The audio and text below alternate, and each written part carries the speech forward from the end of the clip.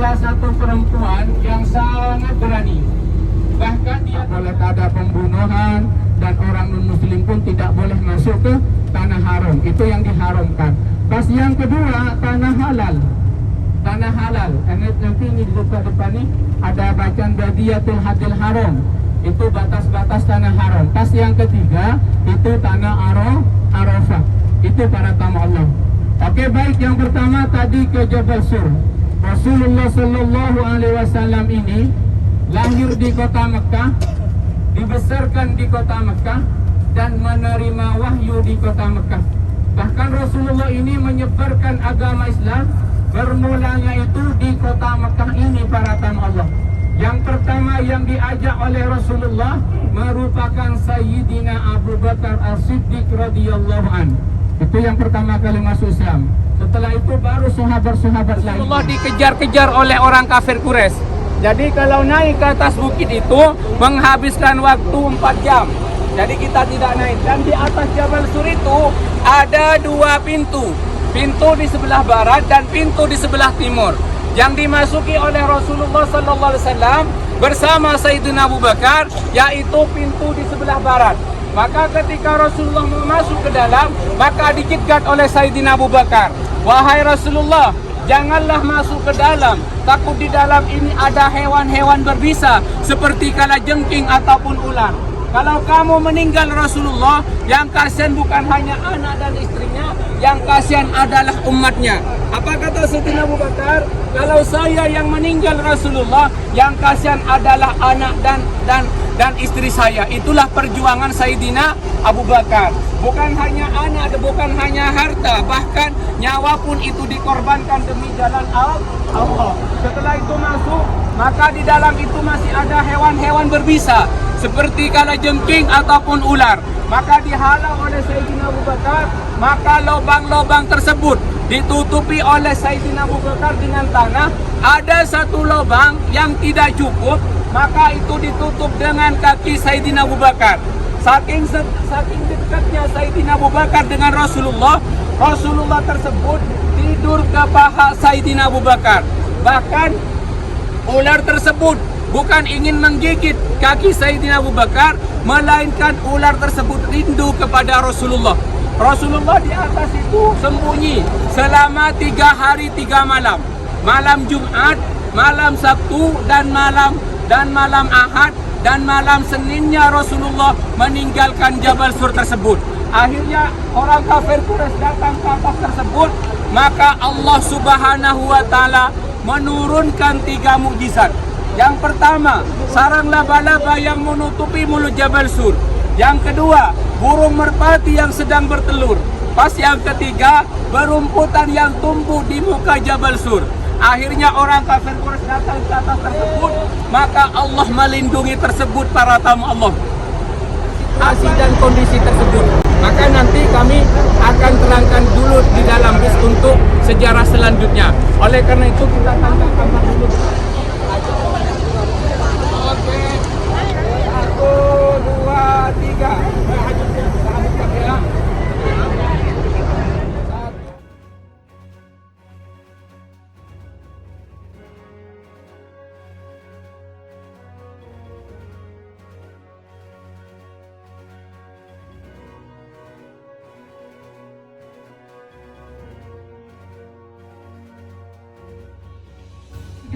Tahun lamanya belum diterima doa Nabi Adam. Di antara doa Nabi Adam di dalam Al-Quran sudah terterang, Rabbana zalamna anfusana wa illam taghfir lana wa tarhamna lanakunanna minal khasirin. Yang pertama doa Nabi Adam. Yang kedua, Alhamdulillahi Rabbil Alamin, wassalatu wassalamu ala Sayyidina Muhammadin. Bukan Allah tak tahu, Allah maha tahu. Nah, Allah berkata, menanya kepada Adam, wahai Adam, kenapa kamu kok menyebut nama Muhammad sedangkan Muhammad belum lahir? Apa kata Nabi Adam? Ya Allah, ya Rabb, setelah saya ditiupkan ruh dengan engkau, Yang pertama kami lihat di dalam surga itu ada dua kalimat yang bersanding, yaitu la ilaha illallah Muhammadur Rasul. Inilah, pada detik inilah akan saya ampuni dosa-dosa kamu. Nabi Adam yang diampuni dosanya masih menyebut nama Nabi Muhammad. Apalagi kita ini beruntung untuk menjadi umat Nabi Muhammad. Karena apa para tamu Allah? Nanti di akhir kiamat, di yaumil kiamat, nabi-nabi sebelumnya itu, umat-umat sebelumnya itu tidak masuk surga. Bahkan pernah Nabi Muhammad ini berkata kepada Allah, ya Allah ya Rabb, kenapa umat saya ini paling sedikit umurnya dibandingkan umat-umat yang terlebih dahulu? Apa jawaban Allah? Meskipun umat kamu paling sedikit, tapi paling banyak amalannya. Maknanya umat Nabi Muhammad masuk terlebih dahulu ke dalam surga, baru umat-umat yang lain. Maka kami tidak akan dikasih pekerjaan dan kami tidak akan dikasih makan. Apa kata hadis tersebut? Kamu jangan satu golongan, melainkan semua golongan, biar tidak tahu siapa yang membunuh Muhammad. Itulah para tamu Allah, itulah liciknya iblis tersebut. Kami potong dulu ini di sebelah kanan kita. Ada papan yang berwarna kuning yang bertulisan Badiyatul Arafah ataupun Arafah Stadiyah. Ini termasuk batas-batas Arafah. Jadi kalau ukut ke sini berarti ukutnya tidak sah. Harus melewati papan yang berwarna kuning, harus memasuki papan yang berwarna kuning tersebut. Nanti kami akan membahas tentang Arafah. Badiyatul Arafah ataupun Arafah Stadiyah ini termasuk batas-batas Arafah. Sambadan Arafah ini sudah memasuki tanah Arafah. Nanti kami bahas lagi tentang sirah Jabal Sur, tentang Rasulullah. Arafah ini salah satu tempat rukun daripada rukun haji, yaitu harus wukuf di Arafah. Dan Arafah ini tidak boleh diwakilkan, harus orangnya sendiri. Bahkan kata Rasulullah dalam hadisnya, al-hajju Arafatan, haji itu wajib wukuf di Arafah. Apabila tidak datang pada waktu Arafah, kapan waktu wukuf ini? Mulai dari tergelincirnya matahari sampai tenggelamnya matahari. Bahkan Imam Ghazali berpendapat sampai keluarnya fajar shadiq, bahkan sampai masuk waktu subuh. Tapi kalau orang Asia itu ngambilnya sampai tenggelamnya matahari pada tanggal 9 Dzulhijjah. Akhirnya para tamu Allah, dan untuk ini para tamu Allah sangat istimewa. Apabila tidak ukuf, maka hajinya tidak sah, tidak dinamakan haji. Di Arafah ini bersama-sama, dan di Arafah ini ada Jabal Rahmah, tempat pertemuan Nabi Adam dan Siti Hawa setelah 300 tahun lamanya dipisahkan oleh Allah. Jadi nanti yang belum punya jodoh nanti boleh berdoa, ya boleh berdoa. Tapi yang sudah punya jodoh tidak usah doa lagi, cukup satu istri saja biar tidak pusing nanti, biar tidak pening kepala. Jadi kalau nanti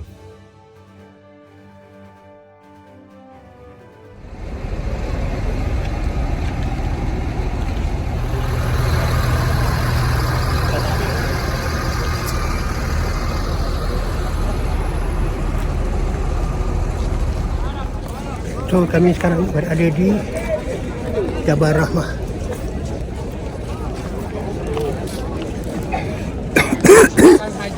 Pas di atas bukit itu namanya Jabal Rahmah. Kata orang Indonesia, bukit kasih sayang. Pantatnya di atas, kakinya di bawah. Saking tingginya Nabi Adam. Jadi dipertemukan di situ. Apa tujuan ke sini? Tujuan ke sini kita berdoa kepada Allah.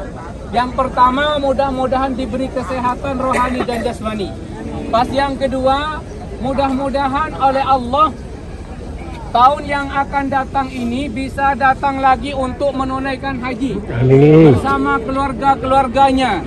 Karena Mekah dan Madinah ini panggilan haji dan panggilan umroh bukan diukur dengan kekayaan kita, bukan diukur dengan kemampuan kita, melainkan panggilan Allah, melainkan undangan Allah. Pas yang kedua, yang ketiga, mudah-mudahan jodoh kita semua ini dijadikan jodoh yang sakinah, yang kekal sampai di yaumil qiyamah, sampai masuk ke dalam surga.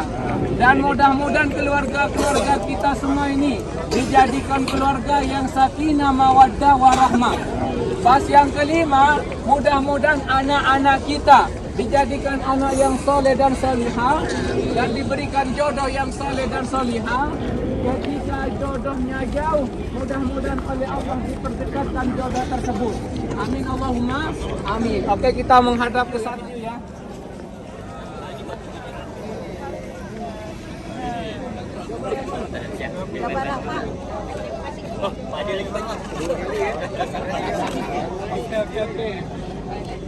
Oke, ayo langsung.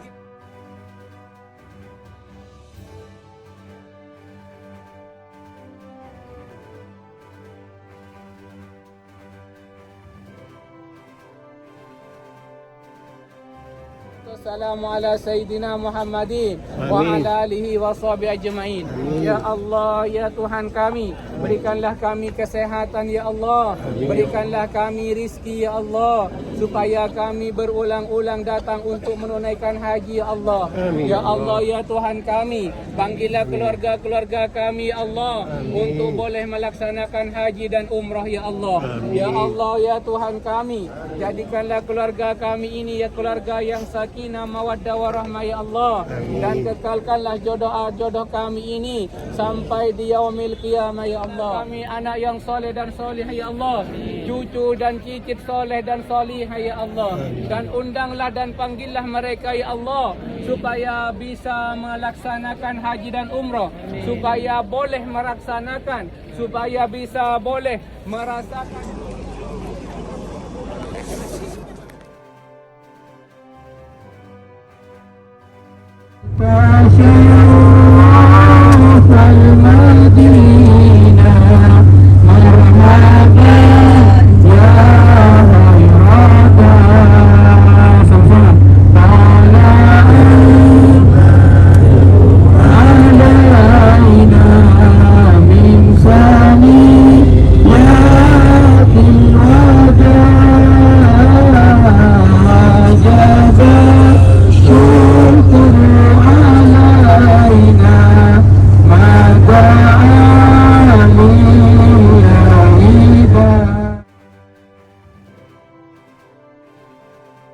Marah-marah, sering ngecek HP suami, sering cemburuan, ketika datang dari kerja dicek HP-nya, mana HP-nya.